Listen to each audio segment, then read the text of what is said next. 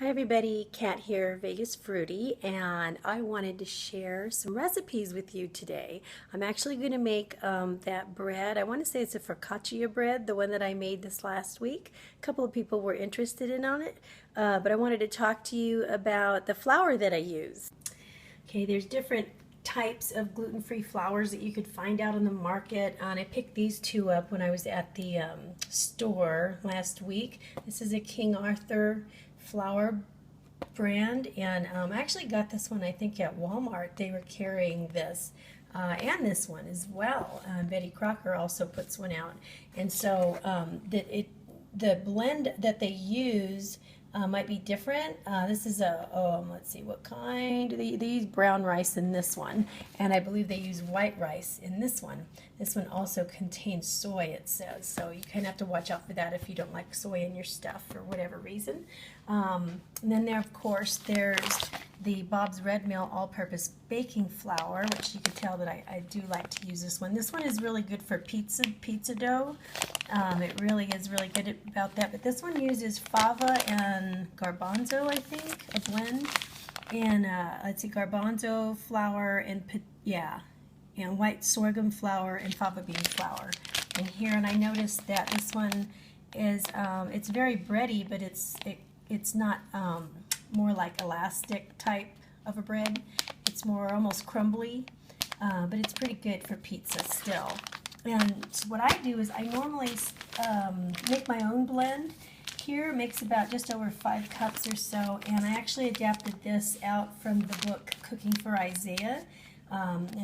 Let's see, that's written by Silvana Nardone. And basically this is it.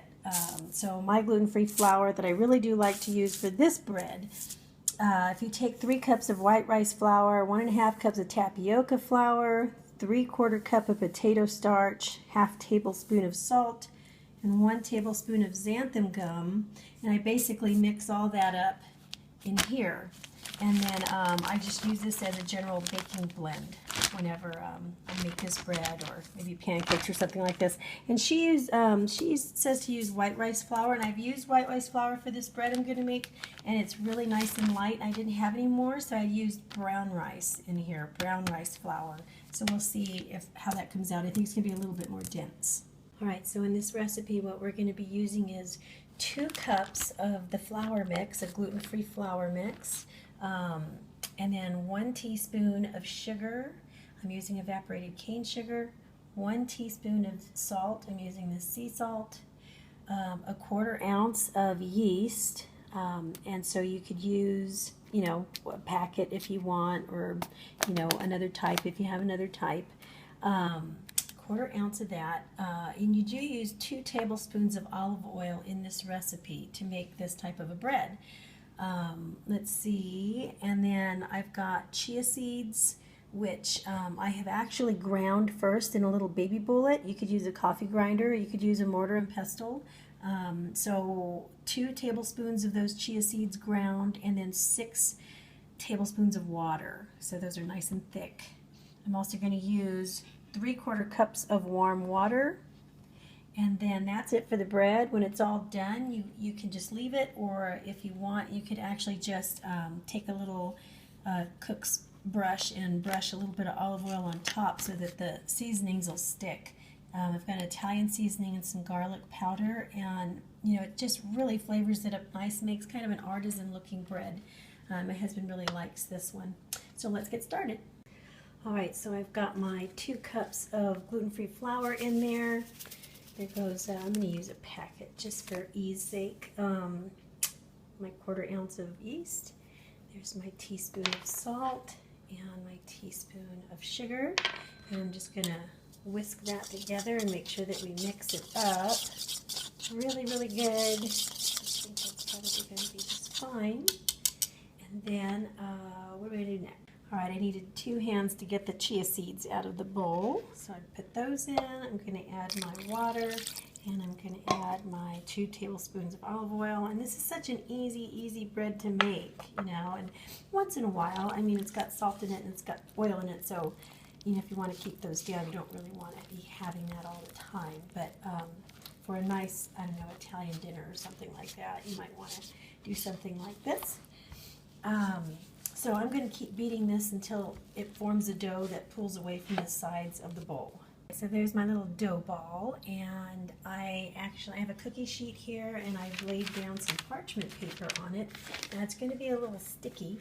I'm going to put just a little bit of that flour mix down here before I lay that here, because what I want to do is I'm going to take my little flour ball, I'm going to lay it here. I'm going to flour my hands a bit too on top. And what I'm going to do is, you can use a rolling pin or you could use your hands to press it, but basically what you want to do is make like a rectangle. You want to make, you know, oh gosh, let's see, I don't know, maybe about a 1/4 inch thick. Okay, so let's do that. So here it is. It's almost an 8 by 12 type slab. And what I'm going to do is I'm going to cover this loosely with plastic wrap so it'll warm up a little bit, and leave it to rest for about 30 minutes. Okay, so after about 30 minutes of resting, you're going to go ahead and cut it into 4 equal pieces. Here's where, if you're going to brush it with any olive oil on top, go ahead and do that right now. And then you can put your garlic powder on it and your Italian seasoning on it. And I've got a baking pan or a baking stone in a 450 oven right now. Alright, and when the oven's hot, I'm going to just slide this parchment paper onto the baking stone and put it in there for about 10 minutes. If you don't have a baking stone, just go ahead and keep it on this sheet. And it looks like it's done. And here it is, and it smells absolutely incredible.